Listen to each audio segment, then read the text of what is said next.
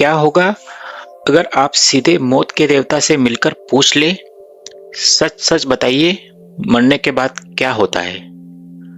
यह सवाल फालतू का नहीं। यह सवाल हजारों साल पुरानी कथा कठोपनिषद की बीचों बीच का एक हिस्सा है। और यह केवल कहानी नहीं, यह एक अनुभव है। एकदम सीधा, ठोस और आपके डर से मिलने वाला इलाज। सोचिए, एक 8 साल का बच्चा, 8 साल, और वह सीधे यमराज के पास जा बैठता है। क्या सोच रहे हैं हम? क्यों एक बच्चा? और क्या उसने सच में वह उत्तर पा लिया जो हम सब जानना चाहते हैं? कहानी एक बड़े यज्ञ से शुरू होती है। महर्षि वाजश्रवस यज्ञ कर रहे थे। यज्ञ ऐसा कि कहा जाता है कि जो संपत्ति दान कर दे वह सीधा स्वर्ग पाता है। बहुत सारे लोग आए, मंत्र पढ़े जा रहे थे और सोना चांदी जमीन सब कुछ दान हो रहा था। 8 साल का नचिकेता वहीं बैठा सब कुछ होते हुए देख रहा था। वह अपने पिता की ओर भी देख रहा था और लोगों को दान करते हुए भी देख रहा था। वह अपने पिता से अटूट प्रेम करता है, पर उसकी आंखें कुछ और सच देख रही थी। जब दान की बारी आती तो लोग अपनी प्रिय वस्तु दे रहे थे और कोई अपनी गाय को दान कर रहा था। और जो गाय दान दी जा रही थी वो बहुत बूढ़ी थी, कमजोर थी और बिना दूध वाली थी। ऐसी चीजें जो किसी काम की नहीं थी। उसके मन में सवाल उठा कि लोग जो दान दे रहे थे उसका सार क्या है? यज्ञ का सार था कि मोह से मुक्ति, और यहाँ मोह और भी गहरा था। लोग उन चीजों को दान दे रहे थे जिनसे उनका कोई लगावा नहीं था। लोग केवल दिखावा कर रहे थे। और यह देख नचिकेता का मन बहुत बेचैन हुआ। श्रद्धा का अर्थ उस 8 साल के बच्चे के लिए सिर्फ विश्वास नहीं था, सत्य की पहचान करना भी था। और उसने और उसके मन ने सच देखा और वह चुप नहीं रहा। वह मासूम था, पर उसकी मासूमियत में एक अजब सी हिम्मत थी। वह पिता के पास गया और पूछा, पिताजी, आपने अपनी सारी प्रिय चीजें दान कर दी, तो आप मुझे किसको देंगे? मैं भी आपका प्यारा बेटा हूं और आपके प्रिय बेटा हूं। यह प्रश्न बहुत ही भोला था, पर आखिरकार सच की ओर इशारा कर रहा था। क्योंकि यज्ञ में वही हो रहा था कि लोग अपनी प्रिय वस्तु का दान कर रहे थे सीधे स्वर्ग पाने के लिए। तो उसका सवाल बहुत वाजिब था। महर्षि वाजश्रवस को यह बात एक अपमान की तरह लगी कि उनका पुत्र ऐसा कैसे पूछ सकता है। तो उन्होंने गुस्से में उनसे कहा, मृत्युवित्वा ददामि, यानी मैं तुम्हें यमराज को दान दे रहा हूं। यज्ञ मंडप में एक सन्नाटा छा गया और पिता की आंखों में इसके बाद पछतावा भी हुआ। पर देखने वाली बात यह है कि 8 साल के नचिकेता को एकदम भी भय नहीं हुआ। उसने पिता के श्राप को स्वीकार भी कर लिया और उसे ऐसे कहा जैसे कोई पिता का कोई आदेश हो। उसने कहा, पिताजी, आपको बात पूरी करना और आपकी बात को मानना मेरा धर्म है।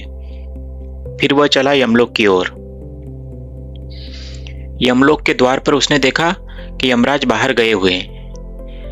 दूतों ने उसे रोका, पर नचिकेता वहीं बैठ गया। वो वहां 3 दिन 3 रातें बिना खाए बिना पिए उसी दरवाजे पर बैठा रहा। पर यमराज लौटे तो उन्हें देखकर बहुत दुख हुआ। और भारतीय संस्कृति में हम लोग मानते हैं कि अतिथि भगवान के समान होता है। एक अतिथि को 3 दिन तक भूखा रखना पाप माना जाता है। यमराज स्वयं आए और बोले, हे बालक, तुम मेरे अतिथि हो। मेरे भूल को प्रायश्चित के रूप में तुम 3 वरदान मांगो। नचिकेता ने पहला वरदान मांगा, अपने पिता के क्रोध का शमन हो, उनके पिता का क्रोध शांत हो। और दूसरा वरदान मांगा कि स्वर्ग की अग्नि विद्या समझाने के लिए। यमराज ने आशीर्वाद दिया, लेकिन यहां समझने वाली बात है कि जो तीसरा वरदान, और वही हमारे काम की चीज है यहाँ, यह तीसरा सवाल था और वही असली सवाल था। नचिकेता ने पूछा, जब कोई मरता है क्या सब खत्म होता है या कुछ बचता है? क्या आत्मा अजर अमर है? और यही सवाल मौत का प्रश्न है, क्या होता है मौत के बाद? और यह सवाल इतना भारी था कि यमलोक भी हिल उठा। यमराज ने पहले रोकने की बहुत कोशिश की और यह कहा, यह कठिन है, मांगो कुछ और। पर नचिकेता डटा रहा।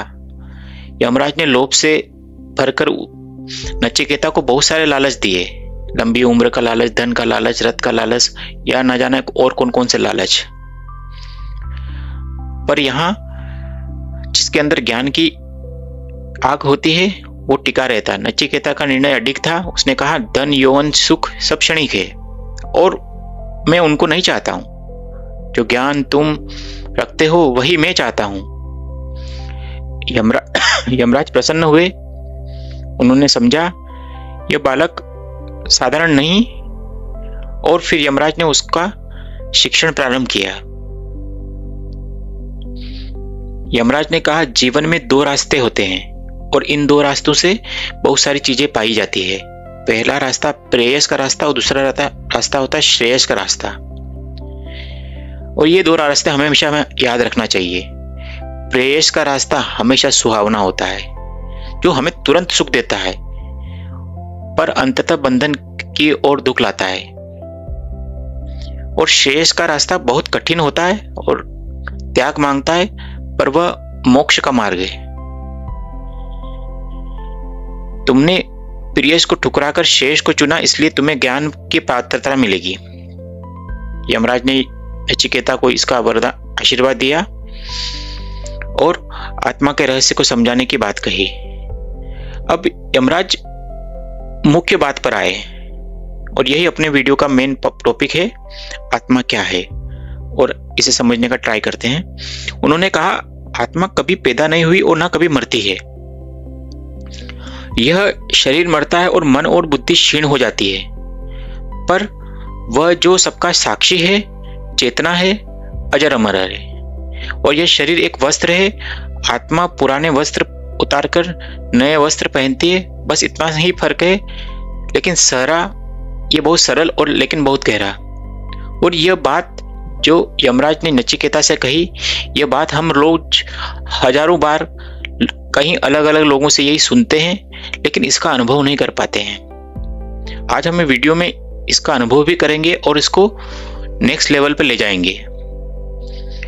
इसे नेक्स्ट लेवल पे ले जाने से पहले आप ये बात को समझिए कि यमराज ने नचिकेता को इसको समझने के लिए कैसा समझाया, फिर हम इसको प्रैक्टिकल रूप से देखेंगे। तो यमराज ने रथ का रूपक बताया, यानी इस बात को समझने के लिए हम एक प्रैक्टिकल और रथ का एग्जाम्पल के साथ जाते हैं।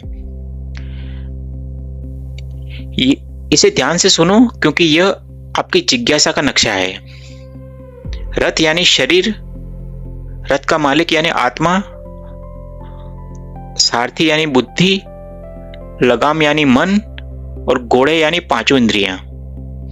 यानी रथ यानी अपना शरीर, रथ का मालिक आत्मा, सारथी यानी बुद्धि, लगाम यानी मन, और घोड़े यानी 5 इंद्रियां। समझिए, यदि बुद्धि जागरूक है और मन को नियंत्रित करती है तो इंद्रियां सही रास्ते पर चलती है। पर अगर बुद्धि कमजोर है तो इंद्रियां बेकाबू हो जाती है और रथ गड्ढे में गिरता है, यानी दुख और पुनर्जन्म का खेल। यमराज ने इसी कहानी में असली अमरता को पाने का रहस्य भी बताया। असली अमरता मरने के बाद नहीं मिलती, यहां और अभी यहीं मिलती है। जब हृदय में बसी सारी कामनाएं मिट जाती है तब तुम अपने शरीर में ही अमर हो जाते हो। यह किसी जगह जाने की बात नहीं, यह एक अवस्था है, इच्छा विचलित चेतना की अवस्था। यानी मन में कोई कामना ना होना, पर जो भी मिले उस काम में संतुष्ट होकर करते रहना। यह तब व्यक्ति दुनिया में रहता है, काम करता है, पर भय, तनाव, हार की भावना नहीं रहती। यह जीवन का असली सुख है। यह ज्ञान पाकर 8 साल का बच्चा ब्रह्मज्ञानी बन गया और उसने मौत के डर को पार कर लिया। यमराज ने आशीर्वाद दिया, नचिकेता पृथ्वी पर लौटा और पिता ने उसे गले लगाया और पहले जैसा प्रेम पाया। पर अब नचिकेता सिर्फ एक बेटा नहीं था, वह चलता फिरता एक उपनिषद बन चुका था। ये कहानी कठोपनिषद की है और कठोपनिषद की अंतिम पुकार कहती है कि उठो, जागो और श्रेष्ठ लोगों के पास जाओ। यह रास्ता कठिन है, ठीक वैसे ही जैसे छुरे की धार पर चलना, पर यह वही मार्ग है जो मुक्त कराता है। यह कहानी सिर्फ नचिकेता की नहीं, यह कहानी मेरी अपनी और आपकी अपनी है। हम में और हम सब में एक छिपा हुआ एक नचिकेता है जो हमेशा एक सत्य को जानना चाहता है। यमराज सामने खड़ा है, पर हमारा डर, हमारा मृत्यु का भय हमेशा हमारे साथ है। यह कथा हमें सिखाती कि मरने के बाद क्या होता है? नहीं, यह सिखाती कि कैसे जीना है बिना भय के और पूर्ण स्वतंत्रता के। और आज हम मॉडर्न साइंस के हिसाब से और आज विज्ञान के हिसाब से, और आज विज्ञान भी ऐसी बातें ही करता है। हमारी चेतना, हमारी ध्यान क्षमता, हमारी बुद्धि सब बदलकर अनुभव बदल सकती है। सोचिए, आप चेतना और आपकी ध्यान की क्षमता और बुद्धि का सही उपयोग करें तो आपका जीवन का पूरा अनुभव बदल सकता है। मेडिटेशन और मेटा अवेयरनेस आपके डिफॉल्ट मोड नेटवर्क को शांत कर सकते हैं। मैं अपने कई वीडियो में इसके बारे में बात कर चुका हूं। डिफॉल्ट मोड नेटवर्क वही नेटवर्क है जहां एंजाइटी, दुख, आपकी पीड़ा आती है और इसे बहुत सरल तरीके से रोका जा सकता है जब आप ऑब्जर्वर बनते हैं। और ये कठिन वर्ड है लेकिन बहुत सरल है। भय कम होता है। यह ज्ञान प्राचीन है, पर उसकी उपयोगिता आधुनिक जीवन के लिए आज भी और भी सटीक है। यहां से आपका असली सफर शुरू होता है, अनुभव की ओर। याद रखें, ज्ञान सुनने से नहीं, अनुभव करने से आता है। अब हम जो ये नचिकेता की कहानी, जो रथ का, आत्मा का, मन का हमने उदाहरण देखा, उसको हम प्रैक्टिकल रूप से समझते हैं और उसको अनुभव करते हैं। इसके लिए आपको आराम से बैठ जाना है।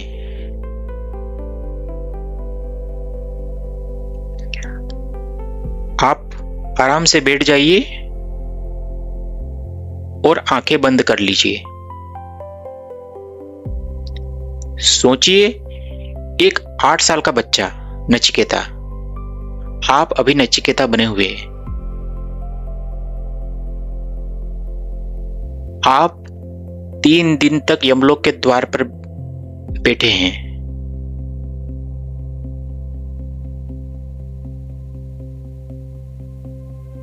जैसे नचिकेता भय से नहीं भागा, वैसे आप भी भय से नहीं भागेंगे। आप भी वह जिज्ञासा को लेकर बैठे हैं जैसे वह बैठा था। अब आप भी थोड़े समय के लिए उसी जिज्ञासा और साहस को अपने अंदर बुलाइए।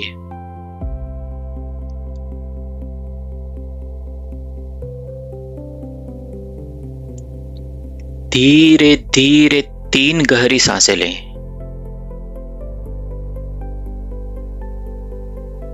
हर सांस के साथ याद करिए, नचिकेता ने पहले अपने पिता के दिल को शांत करने का वरदान मांगा।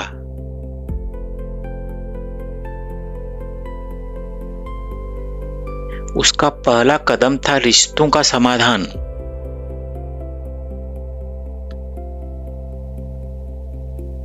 अब आपकी सांस आपकी छोटी सी आराधना है, यह आपकी जमीन है। हर सांस आपको यहां और अब लाती है।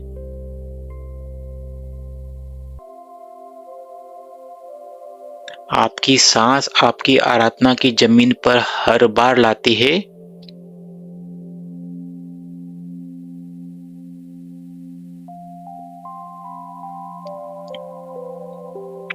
आपका शरीर महसूस कीजिए। आप अपनी बॉडी को फील कीजिए। नचिकेता छोटी उम्र का बच्चा था, तो वह अपने शरीर की मासूमियत से जुड़ा रहा। आप भी अपने शरीर की मासूमियत से आप अपने अंदर के बच्चे से जुड़े रहें।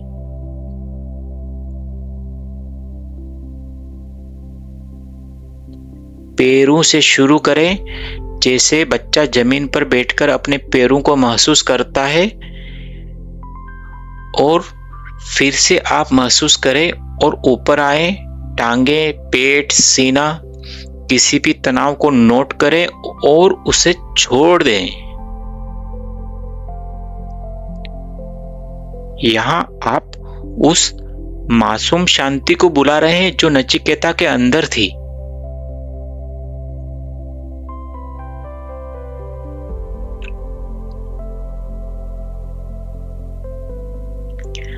अब सांस को एंकर बनाइए। सोचिए। यहां आप थोड़ा रुककर सोचिए और शब्दों पर ध्यान दीजिए। सोचिए कि आपकी हर सांस यमलोक के किसी द्वार की तरह है। आपको सच्चाई के पास ले जाने वाली। हर सांस आपको सच्चाई के पास ले जाने वाली। आपके मन में हजारों विचार आएंगे और बार बार आएंगे। यमराज के दरवाजे पर बैठे हुए लोगों की तरह। उन्हें बिना निर्णय के देखें। विचार को बिना निर्णय के देखें। अच्छा है तो अच्छा सही, बुरा है तो बुरा सही, बस उसे देखें।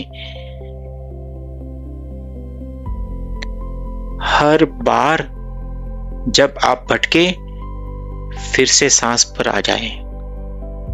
विचारों को आने दे। अच्छा है तो आने दे, बुरा है तो आने दे। अगर भटक जाए तो फिर सांस पर चले जाए। यमराज ने नचिकेता को लालच दिया। लंबी उम्र, धन और अप्सराएं। अब आप जब भी कोई विचार आए जो आपको तंग करता है, हल्के से नाम दे दे। लालच, डर, याद, दुख। नाम देने से दूरी बनती है। आप बस उनमें फंसे नहीं हैं। और यही वह तकनीक है जिसने नचिकेता ने प्रियस को ठुकराकर श्रेयस चुना।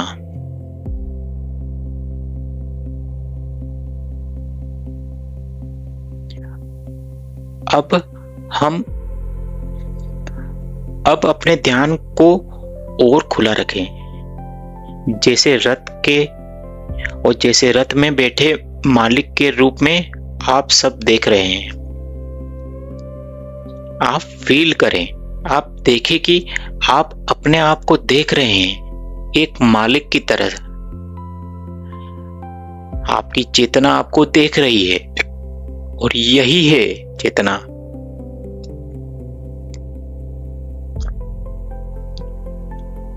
रथ का मालिक यानी आपकी साक्षी चेतना, सारथी यानी आपकी बुद्धि, मन यानी लगाम और इंद्रिया यानी घोड़े। सिर्फ देखें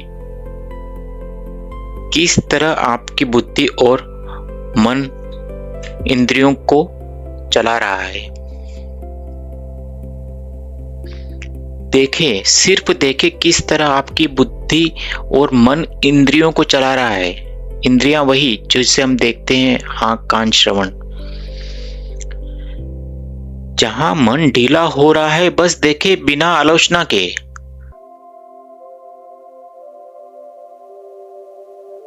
आप साक्षी है, विचार और भाव सिर्फ सवारी कर रहे हैं।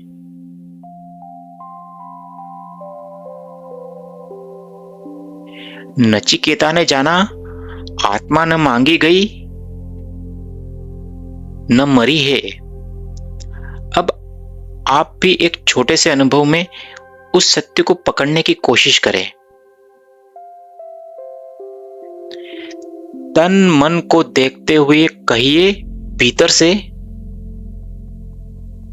बिल्कुल मौन आवाज में, मैं वह नहीं हूं जो सोचता हूं, और मैं वह देखता हूं जो सोचता है। मैं वह नहीं हूं जो सोचता है,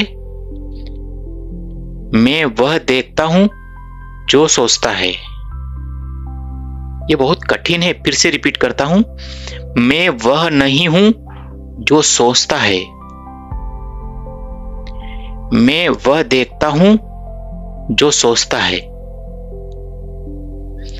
बस एक दो बार बिना जोर।